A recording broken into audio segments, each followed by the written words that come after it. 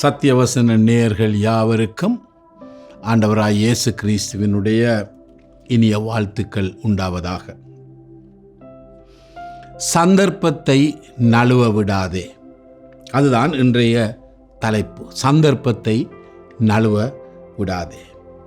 2 தீமோத்தேயு, அது அப்போஸ்தலனாகிய பவுல் என்கிற சிரேஷ்ட போதகர் தீமோத்தேயு என்கிறதான தன்னுடைய சீஷனுக்கு தன்னுடைய வாழ்க்கையின் கடைசி காலத்தை எட்டிய பொழுது எழுதிய ஒரு கடிதத்தில் இருந்து நாங்கள் இந்த வசனத்தை வாசிக்கிறோம்.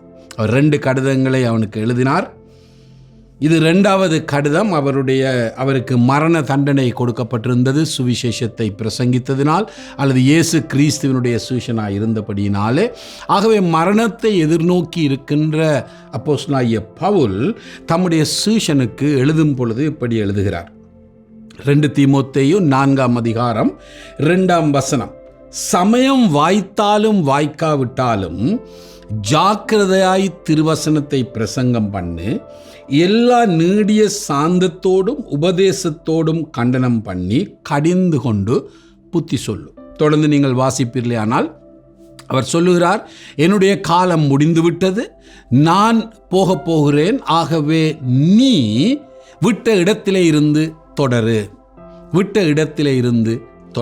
எனக்கு அருமையானவர்களே, நாங்கள் சற்று நிறுத்தி நாங்கள் பின்னோக்கி பார்ப்போமே. ஆனால் இயேசு கிறிஸ்துவுக்கு பின்பதான உருவான கிறிஸ்தவ சபை அல்லது இயேசுவினுடைய சபை அவர்களுடைய காலத்திலே இருந்து அந்த நற்செய்தியை, அதாவது இயேசு கிறிஸ்து எங்களுக்காக இந்த உலகத்திற்கு வந்தார், நம்முடைய பாவங்களினால் நாம் நித்திய நரகாக்கினை அடைய வேண்டிய சந்தர்ப்பத்திலே தன்மேல் நம்முடைய பாவங்களை ஏற்றுக்கொண்டு தான் பலியாகி மரித்து அடக்கம் பண்ணப்பட்டு உயிரோடு எழுந்து இன்றைக்கு தன்னிடத்திலே வருகிறவர்களுக்கு பாவ மன்னிப்பை கொடுத்து அவர்களை தம்முடைய பிள்ளைகளாய் மாற்றுகிறார் என்கிற அந்த நற்செய்தியை அன்றைக்கு கேட்டவர்கள் இது எங்களுக்கு உரியது, நாங்கள் நல்லா இருந்தால் போதும் என்று நினைத்து அதோடு கூட இருந்திருப்பார்களே. ஆனால் இன்றைக்கு நானும் நீங்களும் இந்த இயேசுவை குறித்து பேசிக்கொண்டிருக்கிற பாக்கியம் எங்களுக்கு கிடைத்திருக்காது. ஆனால் அவர்கள் உண்மை உள்ளவர்களாக தங்களுடைய சந்ததிக்கு கிடைத்த அந்த நன்மையை அடுத்த சந்ததிக்கு கொடுக்க, அடுத்த சந்ததி கொடுக்க, இப்படியே சந்ததியாக இந்த நற்செய்தி அறிவிக்கப்பட்டபடினாலே தான் இன்றைக்கு நானும் நீங்களும் இந்த இயேசுவினுடைய நற்செய்தியை குறித்து நாங்கள் கேள்விப்பட்டோம், அதை ஏற்றுக்கொண்டோம், அதை விசுவாசிக்கின்றோம். இன்றைக்கு அதனால் தான் நாங்கள் அவரை தொழுது கொள்கிறோம். அவை பவுல் அப்போஸ்தலன் இங்கே தீமோத்தேயுக்கு ஞாபகப்படுத்துகிறார், என்னுடைய இந்த பரம்பரையில் இருக்கிற நாங்கள் இப்பொழுது நான் என்னுடைய பரம்பரையில் கடந்து போனாலும் உன்னுடைய பரம்பரைக்கு அறிவிக்க வேண்டிய நற்செய்தியை சொல்லிக் கொடுக்க வேண்டிய உத்தரவாதம் உன்னுடையது. ஆனால் அதே நேரத்தில் அவர் இன்னொரு இடத்திலே சொல்லுகின்றார், இந்த நற்செய்தியை மற்றவர்களுக்கு சொல்லத்தக்க உண்மை உள்ளவர்களை தேடி கண்டுபிடித்து அவர்களுக்கு இதை போதி என்று சொன்னால் அவர்கள் இதை மற்றவர்களுக்கு சொல்லக்கூடியவர்களையும் உருவாக்க வேண்டும். அப்பொழுது இது ஒரு சங்கிலி தொடராக சந்ததியாக கடந்து போகும் என்று சொல்கிறார். அல்லது நம்மோடு கூட இந்த செய்தி அடங்கிவிடும், அது இல்லாமல் போய்விடும், அடுத்த சந்ததிக்கு கடந்து போகாது. ஆகையினால் இந்த காலை வேளையிலே உங்களோடு கூட அப்போஸ்தலனாகிய பவுல் தீமோத்தேயுக்கு சொன்ன அந்த காரியத்தை சாராம்சமாய் எடுத்து அவர் என்ன சாராம்சமாய் சொல்லுகிறார்?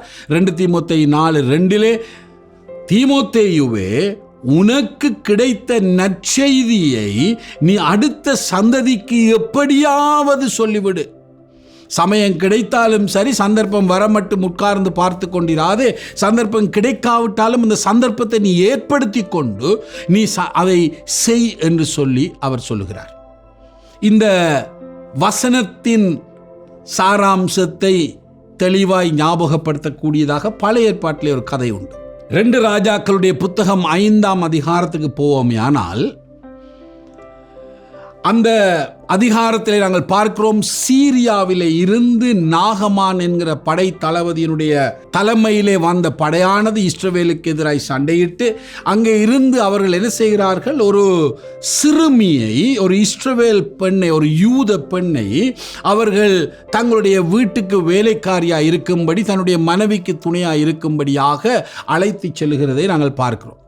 ஆகவே இந்த சிறுமி, ஏன் அவளை சிறுமி என்று வேதம் சொல்லுகிறது, அதனாலே அவள் 12 வயதுக்கு உட்பட்ட ஒரு பெண் பிள்ளையாக இருக்க வேண்டும். ஏன் அப்படி சொல்லுகிறேன் என்றால், யூத கலாச்சாரத்தின்படி 12 வயது கடந்த பிறகுகளை அவர்கள் வயது வந்தவர்களாக யூதர்கள் அவருடைய கலாச்சாரத்திலே கணிப்பார்கள். ஆகவே 12 வயதுக்கு உட்பட்டவர்களைத்தான் அவர்கள் சிறுமி என்றுவார்கள், சிறுவர்கள் என்பார்கள்.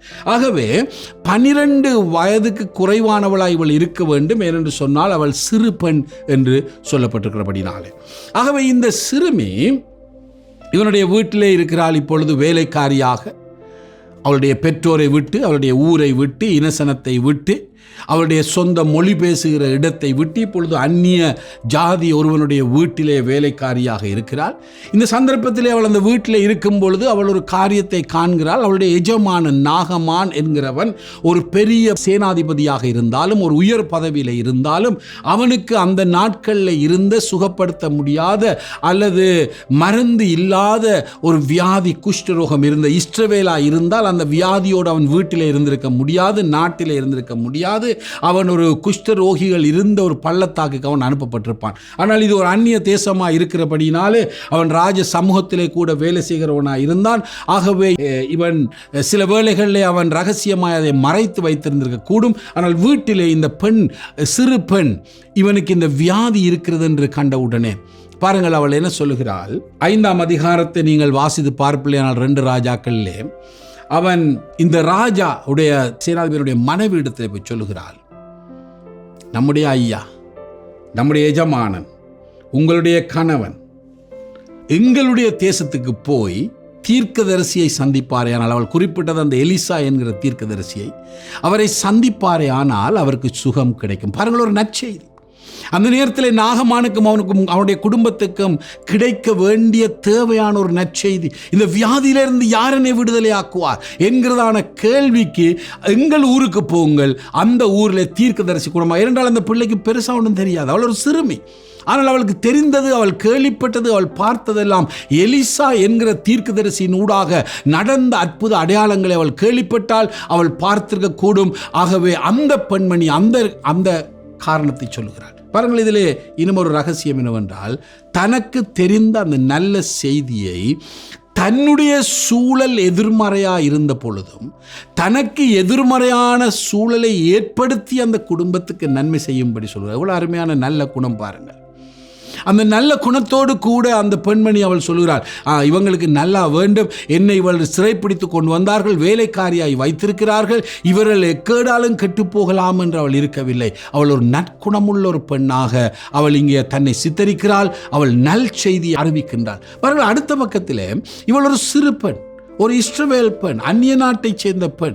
அப்படி இருந்த பொழுதும் இந்த நாச்சியார், அதாவது இந்த எஜமானி அம்மாள் என்ன செய்கிறாள், தன்னுடைய கணவனுக்கு போய் சொல்ல, கணவன் அதை சீரியஸாக எடுத்துக்கொண்டு ராஜாவிடத்தில் போய் சொல்ல, ராஜா அந்த இஸ்ரவேல் ராஜாவுக்கு கடிதம் கொடுக்க, இது ஒரு ராஜரீக மட்டத்தின் ஒரு விஷயமாக மாறியதை நாங்கள் பார்க்கிறோம். அப்படியானால் இந்த சின்ன பெண் சொன்ன அந்த விஷயத்தை எவ்வளவு கருத்தாய் அவர்கள் கேட்டிருக்கிறார்கள். அவள் சொன்ன அந்த செய்தியினுடைய வல்லமே, அதனுடைய தாக்கத்தை புரிந்து கொள்ளுங்கள். சுவிசேஷம் என்பது, நற்செய்தி என்பது இயேசு கிறிஸ்துவை குறித்த நற்செய்தி. அருமையானவர்களே, அது எங்களை குறித்த செய்தி அல்ல. ஆகையினால் நீங்கள் பயப்படாமல், உங்களுடைய பின்னணி எதுவாக இருந்தாலும், நீங்கள் சிறுவர்களாக இருக்கலாம், வாலிபர்களாக இருக்கலாம், படித்தவர்களாக இருக்கலாம், படிக்காதவர்களாக இருக்கலாம், ஏழைகளாய், பணக்காரர்களாய், வயது சென்றவர்களாய், ஆணாய், பெண்ணாய், நீங்கள் எந்த சூழ்நிலையிலும் இருக்கலாம். நீங்கள் திக்குவாயர்களாக இருக்கலாம், உங்களுக்கு மற்றவர்களோடு பேசுவது கஷ்டமான ஒரு விடயமாக இருக்கலாம். நீங்கள் எப்பேற்பட்ட சூழலில் இருந்தாலும், யாராக இருந்தாலும் நீங்கள் கவலைப்பட வேண்டாம். ஏனென்று சொன்னால், சுவிசேஷம் என்பது, நற்செய்தி என்பது உங்களை பற்றிய, என்னை பற்றிய செய்தி அல்ல. அருமையானவர்களே, அந்த பெண்மணி அன்றைக்கு யோசித்திருப்பாளே, ஆனால் அந்த சிறுவன் யோசித்திருந்தால், நான் சொன்னால் இது நடக்குமா என்று அவள் சொன்னால், பாருங்கள் அது எந்த மட்டத்துக்கு போனது. நாச்சியார் விசுவாசித்தாள், எஜமானன் விசுவாசித்தான், ராஜா விசுவாசித்தான். கடைசியில் என்ன நடந்தது? நாகமான் சுகம் பெற்றவனாய் திரும்பி வந்து அந்த தேவாதி தேவனை ஆராதிக்கிற ஒருவனாய் வந்தான். ஏனென்றால் அந்த சின்ன பெண் சொன்ன அந்த நற்செய்தி. இன்றைக்கு நீங்கள் இந்த இயேசுவை பற்றிய நற்செய்தியை நீங்கள் மற்றவர்களுக்கு சொல்லுங்கள். நீங்கள் சொல்லுவதை கேட்பார்களா, கேட்க மாட்டார்களா, இதில் ஏதாவது பிரயோஜனம் உண்டா இல்லையா என்றெல்லாம் நீங்கள் யோசிக்க வேண்டாம். என்றால் நீங்கள் பேசுவது உங்களுக்காக அல்ல, நீங்கள் பேசுவது அவருக்காக. இது அவரை பற்றிய செய்தி, இது அவரது நற்செய்தி. நற்செய்திக்கே உருவான அந்த நற்செய்தியை நீங்கள் அறிவிக்கும் பொழுது அவர் பார்த்து கொள்வார். அது அவருடைய செய்தி, அவரை பற்றிய செய்தி. ஆகவே அவர் பார்ப்பார். நம்முடைய கடமை சொல்லுவதுதான். பறைசாற்றுவோமா? சமயம் வாய்த்தாலும் வாய்க்காவிட்டாலும் சந்தர்ப்பத்தை ஏற்படுத்தி கொண்டு அவருடைய நற்செய்தியை அறிவிக்கிறவர்களாய் மாறுவோம். சந்ததியை வென்றெடுப்போம். அடுத்த சந்ததிக்கு செய்தியை கடத்துவோம்.